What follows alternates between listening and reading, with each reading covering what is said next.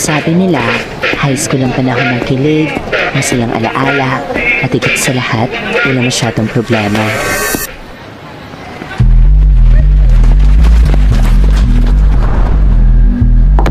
Ano to?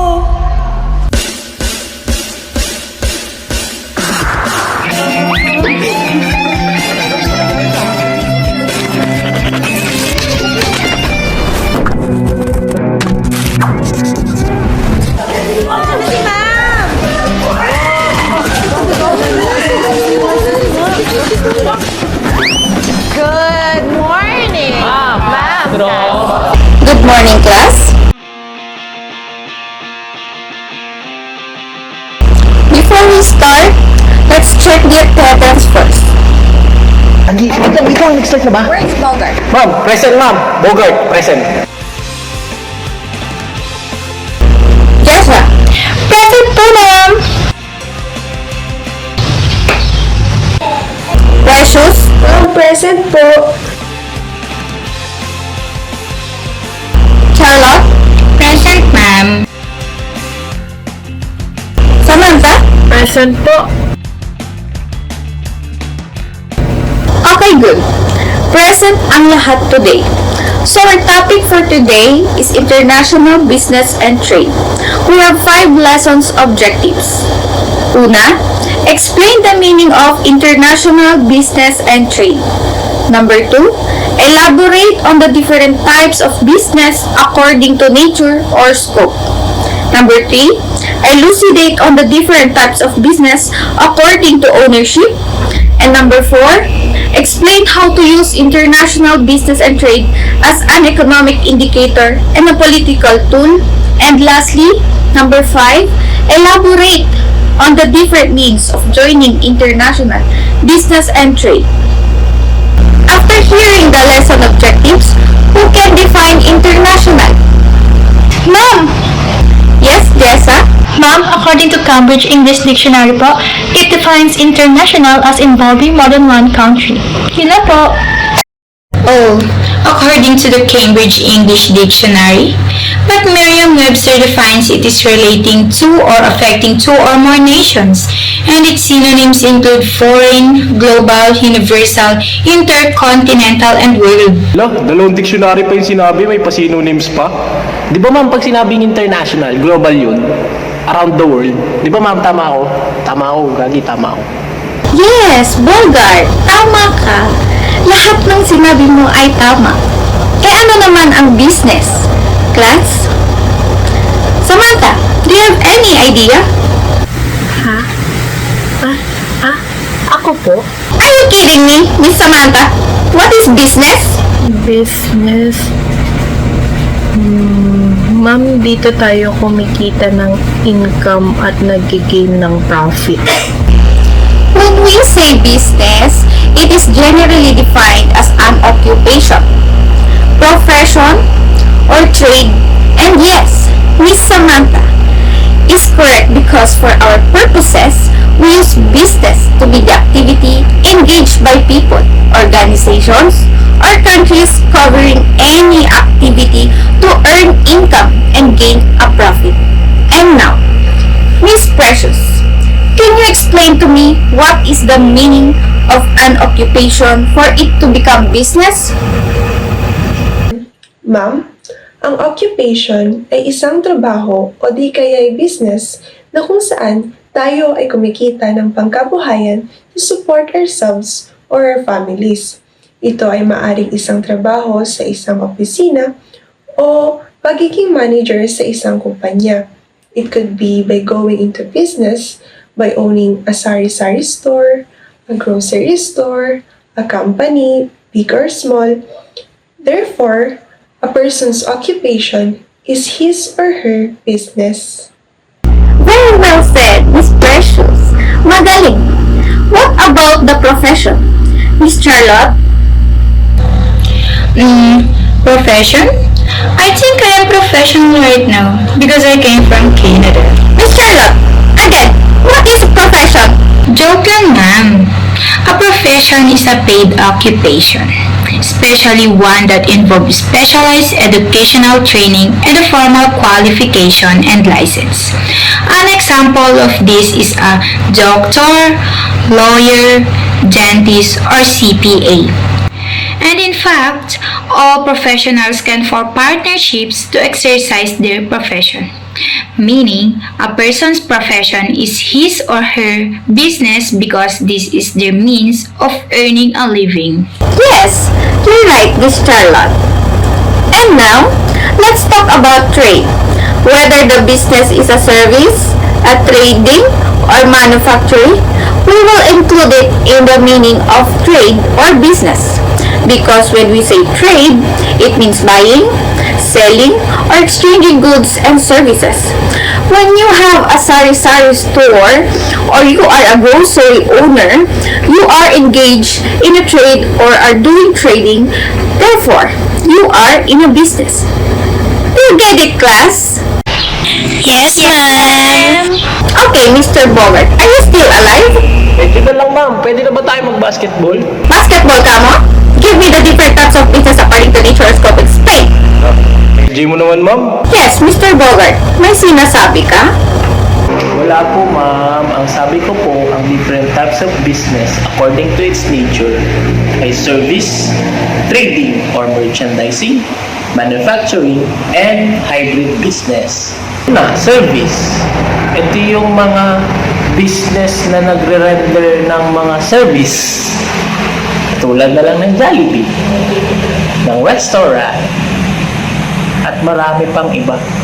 Parang ginagamit nila yung profession nila para magbigay ng kaginhawaan sa tao.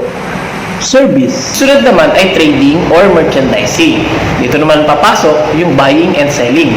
Kung saan ang buying, bibili ka ng produkto sa mga wholesaler, retailer, or mga supplier. Yung selling naman ay ibebenta mo yung produkto na nabili mo sa mga customer mo para kumita ka naman. Susunod naman ma'am ay manufacturing. Kung sa merchandising, binili mo na ang produkto ng buo, sa manufacturing, ang bibilin mo ay mga raw materials na gagamitin mo sa paggawa ng produkto. Kagaya na lang ng paggawa ng bag. Kaya kakailanganin mong bumili ng mga bakal, ng leather, at kung ano-ano pang gagamitin mo sa pagbuo ng bag. At yung bag na nabuo mo, tsaka mo naman siya ibebenta sa mga customer. Ma'am, panghuli naman ay hybrid business. Ito ay isang uri ng negosyo na gumagamit ng iba't ibang strategiya o modelo ng operasyon para mapalawak pa ang kanilang kita at maabot pa ang maraming customer. Nasa klase ka pala, Mr. Bogart. And yes, ang sinabi mong service, trading or merchandising, manufacturing, and hybrid business ay ang apat na type ng business according to its nature. And now, Miss Jessa, please give me the different types of business according to ownership and explain it. Ma'am, ang 4 types of business according to its ownership po ay sole proprietorship, partnership, corporation, and cooperative. Pag sinabi po natin sole proprietorship, it is composed of one person only, meaning ikaw lang nag-operate ng business mo. Pero pag sinabi naman po natin partnership, it is composed of 2 or more persons. So kung meron ka man pong i-incur na loss or gain na profit, meron kang kahati rito. So meron kang kasama sa hirap at ginhawa. Pag sinabi naman po natin corporation, ma'am, it is composed of 5 or more persons, although sabi po sa Revised Corporation Code under Republic Act No. 1123-2, we can establish a one-person corporation. And last is cooperative, ma'am. Pag sinabi po natin cooperative, it is composed of members established to serve their common good. So, meaning, ang cooperative po ay nag-exist to serve its members rather than to maximize profits for its outside investors. Yun lamang po, ma'am. Very good, Miss Jessa. Hindi talagang may pagkakaila na ikaw ang ating presidente sa ating klase. Now, for us to understand how to use the international business and trade as an economic indicator and a political tool, let us all watch this at bawal matulog sa aking klase kaya balls at the back. Especially you, Mr. Bogart. Gumising kayo dyan. International business and trade have played a crucial role in shaping the modern global economy. The exchange of goods, services, capital, and labor across national borders has facilitated economic growth, technological advancements, and cultural exchange. The rapid expansion of global trade, supported by organizations like the World Trade Organization and international agreements, has increased business opportunities worldwide. However, with these opportunities come challenges such as regulations, tariffs, and ethical concerns. Trade has existed for thousands of years, connecting civilizations and enabling the exchange of goods and ideas. Ancient trade routes such as the Silk Road and Mediterranean trade networks facilitated commerce between Asia, Europe, and Africa. Merchants transported precious commodities, including silk, spices, and precious metals, across vast distances, contributing to economic prosperity. With the advent of the Industrial Revolution, global trade transformed significantly. Mass production, improved transportation, and advances in technology allowed countries to expand their markets beyond local and regional boundaries. Today, digital technology and global logistics have further enhanced international trade, making it more efficient and interconnected than ever before. International trade has had a profound impact on economies worldwide. It contributes to economic growth by creating business opportunities, increasing employment, and boosting GDP. Countries like China, the United States, and Germany have flourished due to their active participation in global trade. Businesses gain access to international markets, allowing them to scale operations, reduce costs, and maximize profits. However, international trade also presents challenges. Tariffs, transportation expenses, and foreign competition can hinder businesses' success. Furthermore, fluctuation in global market and supply chain disruptions, such as those seen during the COVID-19 pandemic, can have significant economic consequences. The concept of the triple bottom line, introduced by John Elkington in 1994, suggests that businesses should focus on more than just profit. Triple bottom line consists of three key elements: profit, people, and the planet. Profit, ensuring financial success and business growth. People, prioritizing ethical business practices, fair wages, and social responsibility. Planet, implementing sustainable business strategies to protect the environment. Companies that adopt the TBL model, such as Patagonia and Tesla, integrate social and environmental concerns into their business strategies. This approach not only benefits society but also enhances corporate reputation and long-term sustainability. Corporate social responsibility is another crucial aspect of international business. CSR refers to business taking responsibility for their impact on society and the environment. Companies engaged in CSR initiatives go beyond legal requirements to support social and environmental causes.